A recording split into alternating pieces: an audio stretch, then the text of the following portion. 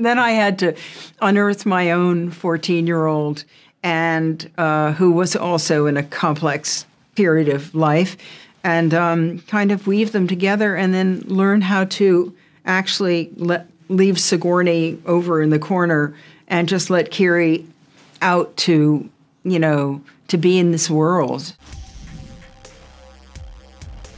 Sigourney, first of all, congratulations on this film. I don't think I've ever been more immersed in a film in my life. And in 2009, I was a 27-year-old young man, and now I'm a father of 7, so I completely related to these characters. Can you tell me a little bit about your character and how you approach playing a teenager? I play Kiri, who is the adopted daughter of Natiri and Jake in a family that's, a kind of composite family. And Kiri also has a connection with Grace Augustine, who was the scientist in the first one that I played. Kiri's different, though, from the other kids and doesn't really know how she feels about that. Sometimes it's great because she has such a connection with creatures underwater and on land. And sometimes it makes her very uncomfortable. And she's still finding out why she can communicate so well with other species, and it's kind of a mystery, but she's such a great character. And I realized that very early on that even though I might have thought that Jim is crazy to entrust me with a 14-year-old, but he also said, you're so immature, you really are 14, so this won't be hard for you. And then I had to unearth my own 14-year-old and who was also in a complex period of life and kind of weave them together and then learn how to actually leave Sigourney over in the corner and just let Kiri out to, to be in this world. And it actually, once I got there, I realized I could trust that process that I'd sort of put together.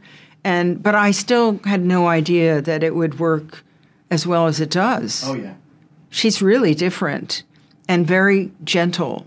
And so I thought the whole thing was such an amazing experience, as you say, immersive and, just dazzling. Can you talk about Kiri's connection to Eywa? That I don't know about. I think there is a scene where she talks about hearing Eywa's breathing. I wasn't really sure what happened to Eywa when Home Tree is destroyed, but clearly she still exists in some form.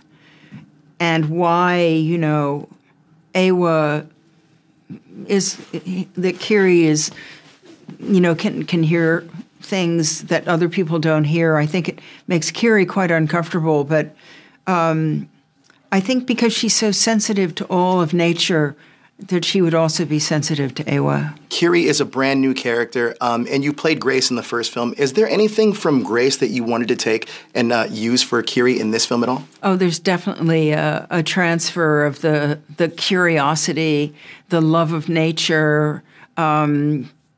Grace much prefers to be in avatar form and be out in the forest and studying things. And I think Kiri has a different way of expressing all that. She is just one with nature.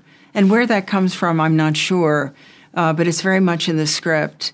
And luckily, in the movie, you will get to see her try to make more of a connection with Grace. Well, Sigourney, thank you so much for your time. This is an incredible movie, immersive as can be, but thank you so much for your time. Thank you. I'm so glad you liked it. Oh.